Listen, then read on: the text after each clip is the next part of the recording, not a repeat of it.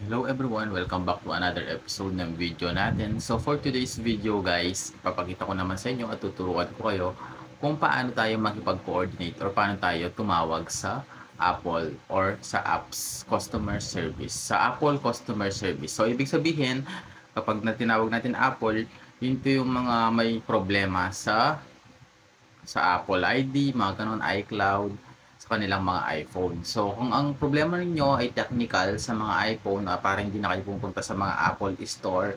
So, itong video na to panoorin nyo hanggang matapos yung video na ito guys para malaman ninyo kung paano tayo tumawag sa customer service ng Apple. So, ito kasi yung na-encounter ko before. Parang since old version na yung iPhone 6 ko. So, ang nangyari, hindi ako makapag-proceed doon sa Apple ID. Hindi rin ako makapag-create ng Apple ID. So, ang nangyari guys, tinawag ko siya doon sa Apple Customer Service. At the same time, kailangan pala yung nire-register mong email address is malink mismo doon sa server nila or sa mismong Apple nila para makapag-create ka. And then after nun, naging successful siya.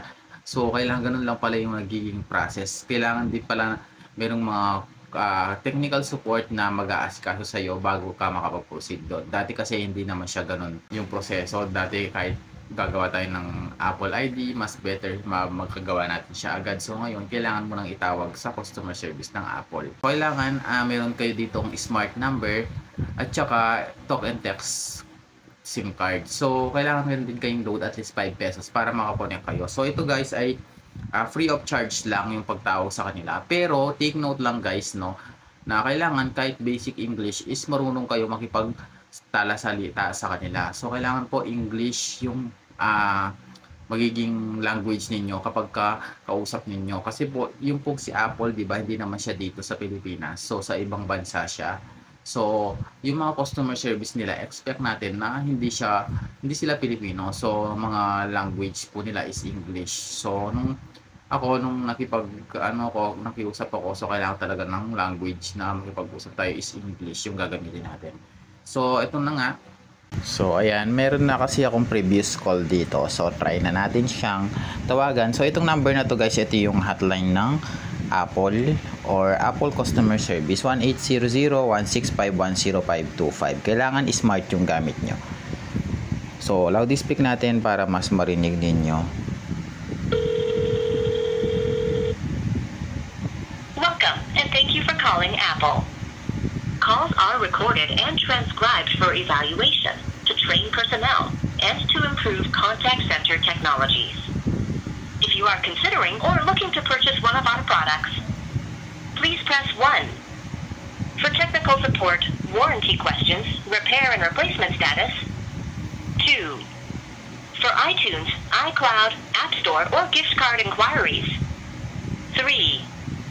For assistance with a recent order, including billing or return, 4. So, press 2 natin kasi technical issue siya. Kasi hindi ako makapag-download kaya tatawag tayo. While we transfer you to technical support. You've been transferred to Apple support. I may ask you to repeat some of the information you've already given. Calls are recorded for evaluation, to train personnel and improve contact center technologies. Let me look up your phone number. Apple would like to securely verify your identity by sending a notification to your devices. If I may send the notification, press 1. If not, press 2. Okay? If you're calling about an iPhone, press 1. For charges on your account or billing, Apple's warranty coverage... So, susundan nyo lang kung ano yung pinipindot ko dito guys. Warranty, privacy policy, and privacy rights information are available at apple.com/legal. I'll transfer you now. Thank you for calling Apple. You have reached Apple support. My name is Anne. May I have your name, please? Yes, hello. Good morning. Good morning. So, yeah, may I have your name, sir? Gab. And how are you doing, Gab? Yun guys, no, nakita nyo naman na sumagot yung Apple customer service nila. So, ganoon lang kadali yung pagtawag sa kanilang customer service guys at mabilis lang din silang sumagot. So, hopefully na nakatulong to sa inyo. Don't forget to like, follow, and subscribe.